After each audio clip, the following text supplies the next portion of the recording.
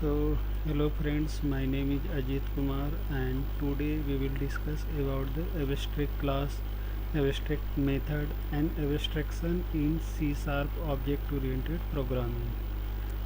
आज का हमारा जो एजेंडा है वो इस तरह है। पहला, what is abstraction in OOPs, why abstraction is important in object oriented programming, purpose of abstractions and code example of abstractions. तो सबसे पहले हम देखते हैं what is abstractions. So basically abstractions in OOPS means hiding the unnecessary details from the user. An abstract class is a special type of class that can't be instantiated. An abstract class is designed to be inherited by subclass that either implement or override its method. Abstractions के बारे में कहा जाता है कि abstractions में हम user को अननेसेसरी जितने भी डिटेल्स होते हैं, अननेसेसरी जितने भी फंक्शनलिटी होते हैं वो हाइड करते हैं, और जो रेलिवेंट इन्फॉर्मेशन होता है, जो यूज़र से रिलेटेड होता है, उसी इन्फॉर्मेशन को हम शेयर करते हैं। एब्स्ट्रैक्ट क्लास एक तरह का स्पेशल टाइप का क्लास होता है जिसका ऑब्जेक्ट हम क्रिएट नहीं करते हैं। एब्स्ट्रैक्ट क्लास का बेसिकली यूज उसके सब क्लास यानी कि उसके डेराइव क्लास ही करते हैं, जो कि एब्स्ट्रैक्ट क्लास के मेथड को या तो इम्प्लीमेंट करते हैं या ओवरराइड करते हैं। अब हमारा नेक्स्ट जो है, why abstractions is important in object oriented programming. पहला पॉइंट है complexity management, second point is readability and maintainability, and third one is code reusability. सबसे पहले हम पहला पॉइंट पे देखते हैं complexity management. Basically complexity management means abstractions helps us to break down complexity by hiding the implementation details and showing only the necessary informations.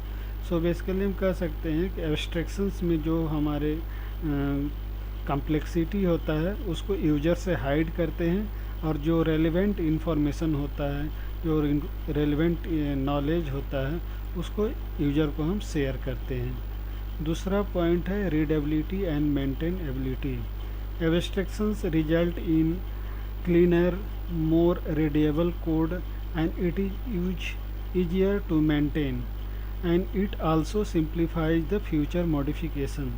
तो जब भी हम इस पैटर्न का फॉलो करते हैं तो हमारा जो कोड होता है ज़्यादा क्लियर होता है, ज़्यादा रीडेबल होता है, और इस तरह से प्रोग्रामिंग करने पे जब हम फ्यूचर में मॉडिफिकेशन करते हैं तो हमें काफ़ी सहूलियत होती है।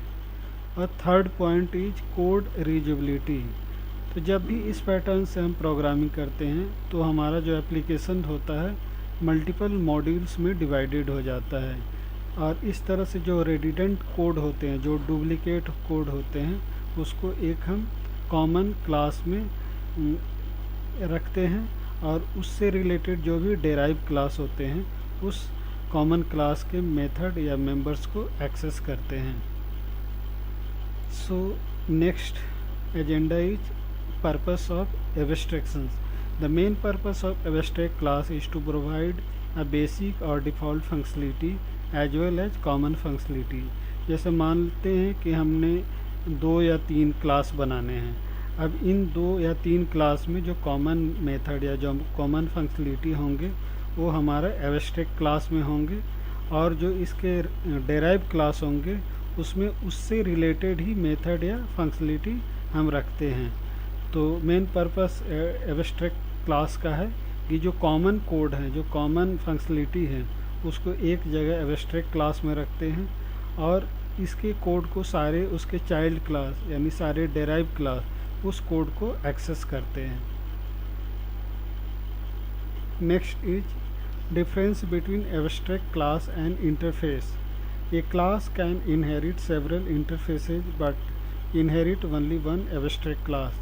अब सी शार्प में कंसेप्ट होता है कि एक क्लास केवल एक ही क्लास को इनहेरिट कर सकता है, लेकिन वो मल्टीपल इंटरफेस को इनहेरिट कर सकता है।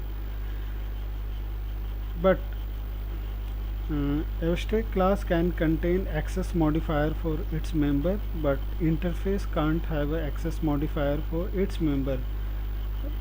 कहने का मतलब कि एब्स्ट्रैक्ट क्लास में हम access modifier like public, protected, internal को रख सकते हैं, लेकिन इंटरफेस में हम कोई भी एक्सेस मॉडिफायर इसके मेंबर के लिए नहीं रख सकते हैं। बट एब्स्ट्रैक्ट क्लास में हम प्राइवेट एक्सेस मॉडिफायर को नहीं रख सकते हैं, क्योंकि प्राइवेट एक्सेस मॉडिफायर रखने से इसके जो डेराइव क्लास होंगे उस मेंबर को एक्सेस नहीं कर पाएंगे। Field and constant can't be defined in an interface, but abstract class can have field और constant. इंटरफेस के अंदर हम फील्ड और कांस्टेंट को डिफाइन नहीं कर सकते, लेकिन इंटरफेस क्लास और एब्स्ट्रैक्ट क्लास के अंदर हम फील्ड और कांस्टेंट को रख सकते हैं। इसके बाद हम एब्स्ट्रैक्ट क्लास का एक एग्जांपल बनाते हैं, जिसमें हम देखेंगे कि जो हमारा कॉमन कोड है उसको डेराइव क्लास के अंदर कॉमन कोड है उसको एब्स्ट्रैक्ट क्लास के अंदर कैसे हम रखते हैं।